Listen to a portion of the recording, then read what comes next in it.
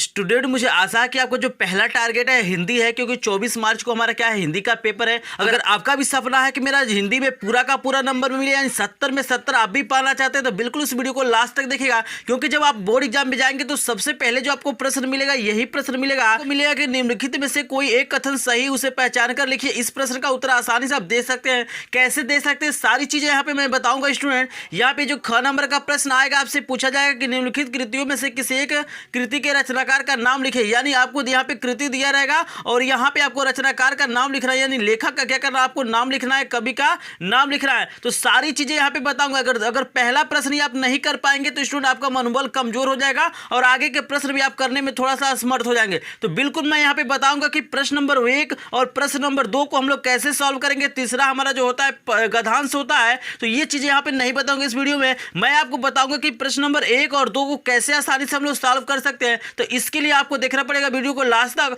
क्योंकि इस वीडियो में मैं लेके आया हूं सबसे महत्वपूर्ण, यानी जो बोर्ड एग्जाम 2022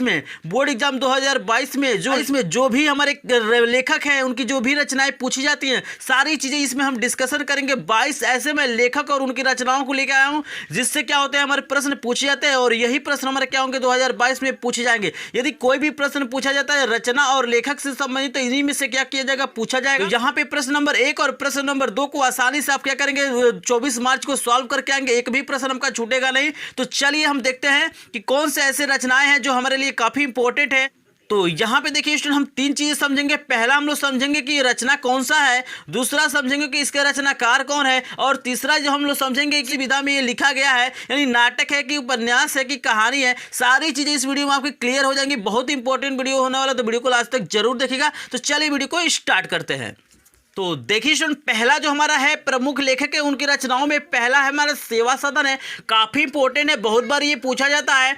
इसका जो हमारा विधा होगा उपन्यास है, यानी किस तरह की ये रचना है, तो ये उपन्यास है। और इसकी जो लेखक है हमारे क्या है, मुंशी प्रेमचंद्र जी है। कौन है, मुंशी प्रेमचंद जी है। इसके जो लेखक है मुंशी प्रेमचंद्र। आपको याद रखना है कि मुंशी प्रेमचंद्र ही क्या किया, सेवा सदन को लिखे हैं। और ये क्या है, चूंकि हमसे ये भी पूछता है, इसका विधा भी पूछता है, ये क्या है, उपन्यास है कि कहानी है कि आत्मकथा है। तो आपको याद रखना कि सेवा सदन क्या है, हमारा उपन्यास है। और इसके जो लेखक है हमारे हैं प्रेमचंद जी हैं। तो ये दूसरा है साहित्य आलोचना। इसके जो हमारे लेखक हैं वो हमारे लेखक है श्याम सुंदर दास। आपको याद रखना, इनका नाम है श्याम सुंदर दास। यहाँ पे मैं लिख देता हूं ताकि आपको इजिली पता चल जाए, श्याम सुंदर दास। यहाँ पे देखिएगा ये क्या है, ये किस तरह का विधा है, तो यहाँ पे ये आलोचना है। ये आलोचना है, आपको याद रखना है कि साहित्य आलोचना, यहाँ पे नाम से ही पता चला कि ये आलोचना है। अगर देखिए तीसरा काफी इंपॉर्टेंट है गबन। गबन सभी लोग जानते होंगे। इसके जो हमारे लेखक है मुंशी प्रेमचंद्र ही। ये क्या है, मुंशी प्रेमचंद ही इसके भी क्या है,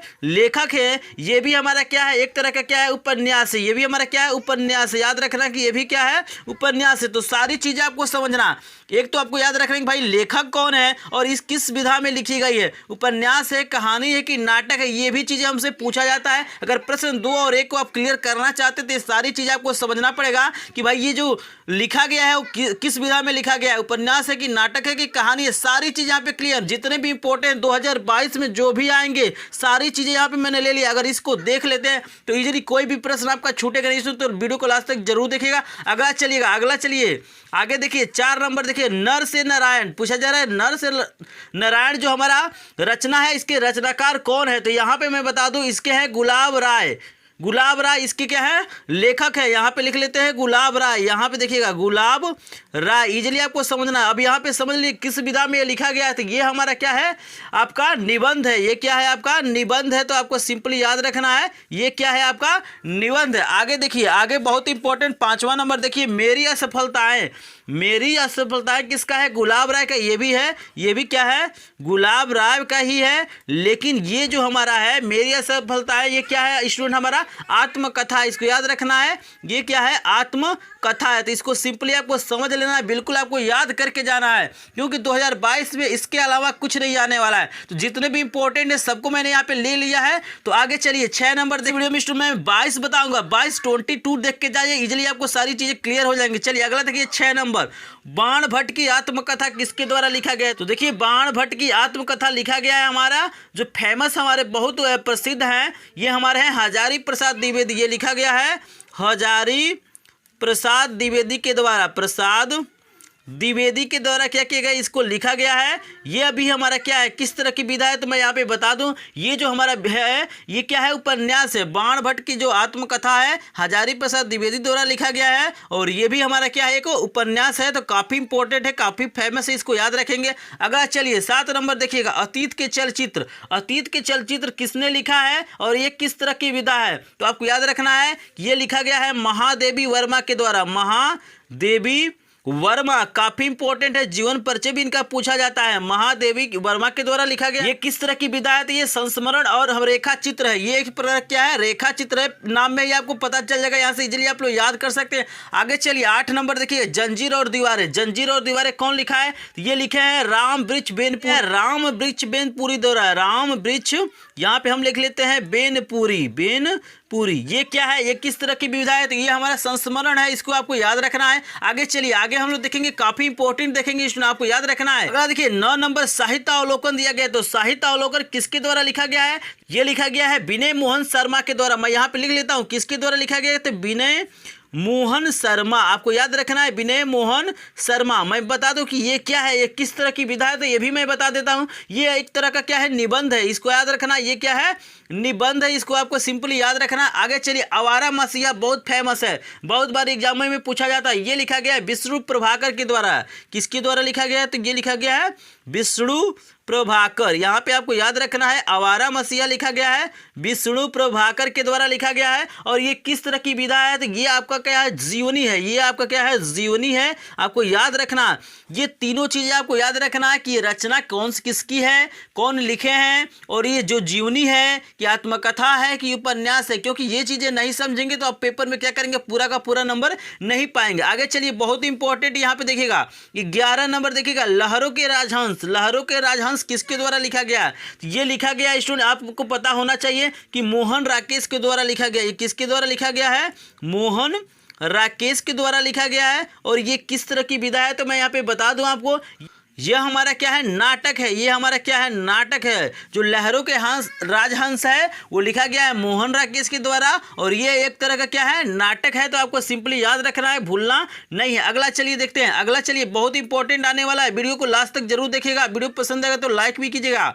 यहाँ पे देखिएगा, कलम के सिपाही। कलम का सिपाही लिखा गया है अमृत राय। अमृत राय के द्वारा लिखा गया है कलम का सिपाही। तो यहाँ पे लिखेंगे हम अमृत राय, आपको याद रखना है। और ये किस तरह की विधा है, तो ये क्या है, जीवन चरित है। ये क्या है, जीवन चरित, आपको याद रखना है। जीवन, ये हमारा क्या है, चरित है, आपको याद रखना है। ये अमृत राय के द्वारा लिखा गया है, और यह एक तरह का क्या है, जीवन चरित है। अगला चलिए, बहुत फेमस है, ये हर बार ही पूछा जाता है, मोस्ट इंपॉर्टेंट बोले इसको, क्या भूलू क्या याद करूं। आप जानते हैं किसके द्वारा लिखा गया है, क्या भूलू क्या याद करूं, हरिवंश राय बच्चन के द्वारा लिखा गया है। हरिवंश राय बच्चन, ये आपको भूलना नहीं है, बहुत इंपॉर्टेंट ये है। क्या भूलू क्या याद करूं, हमेशा पूछा जाता है, इसको याद रखना। ये लिखा गया हरिवंश राय बच्चन के द्वारा, और ये क्या है, एक तरह का आत्मकथा है, आपको याद रखना। ये क्या है, आत्मकथा है, आपको याद रखना स्टूडेंट। यहाँ पे ये हमारा क्या है, आत्मकथा। यहाँ पे मैं लिख देता हूँ, इजिली आप लोग समझ रहे हैं, ये क्या है, एक आत्मकथा है। देखिए आगे बहुत इंपॉर्टेंट है, देखिए 14 नंबर आपके सामने, शेखर एक जीवनी। शेखर एक जीवनी किसके द्वारा लिखा गया है, तो ये लिखा गया अज्ञेय के द्वारा। अज्ञेय जी के द्वारा ये क्या किया गया है, लिखा गया है। और ये एक तरह का क्या है, उपन्यास है। ये भी हमारा क्या है, एक उपन्यास है। यहाँ पे मैं लिख देता हूँ उपन्यास। ये क्या है, उपन्यास है। शेखर एक जीवनी क्या है, अज्ञेय द्वारा लिखा गया है। देखिए इसमें 15 नंबर हमारा क्या है, तीर्थ सलिल। ये लिखा गया है हमारा सत्येंद्र नाथ दत्ता के द्वारा। ये लिखा गया है सत्येंद्र नाथ दत्ता।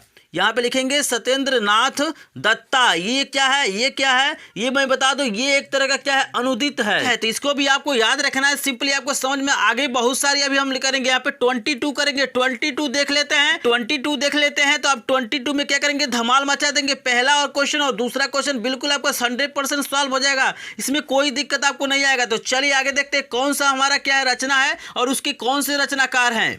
चलिए स्टूडेंट 16 नंबर काफी इंपॉर्टेंट। देखिए इंद्रजाल किसके द्वारा लिखा गया है? जयशंकर प्रसाद। आपको याद रखना है जयशंकर प्रसाद, इंद्रजाल लिखा गया है जयशंकर प्रसाद के द्वारा। काफी इंपॉर्टेंट है और ये एक तरह का क्या है स्टूडेंट, यहाँ पे कहानी है। ये मैं लिख देता हूँ, ये कहानी है, आपको याद रखना है। अजात शत्रु भी लिखा गया है जयशंकर प्रसाद के द्वारा। यह क्या है? एक तरह का नाटक है, काफी इंपॉर्टेंट है, ये आपको याद रखना है।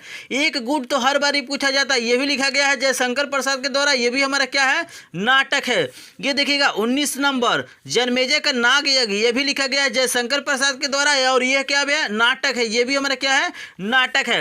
20 नंबर देखिएगा मेरी आत्मकथा, ये लिखा गया है किसके द्वारा? डॉक्टर राजेंद्र प्रसाद के द्वारा। ये लिखा गया है डॉक्टर राजेंद्र प्रसाद के द्वारा लिखा गया है। यहाँ पे मैं सिंपली लिख देता हूं और यह एक तरह का क्या है? आत्मकथा है, क्योंकि यहाँ पर स्पष्ट है, पहले ही लिख दिया आत्मकथा। तो ये लिखा गया है डॉक्टर राजेंद्र प्रसाद के द्वारा और ये हमारा क्या है? आत्मकथा है। काफी इंपॉर्टेंट है। अगला देखिए 21 नंबर खून के छींटे। खून के छींटे लिखा गया है, खून के छींटे लिखा गया है भगवत शरण उपाध्याय के द्वारा। लिखा गया किसके द्वारा?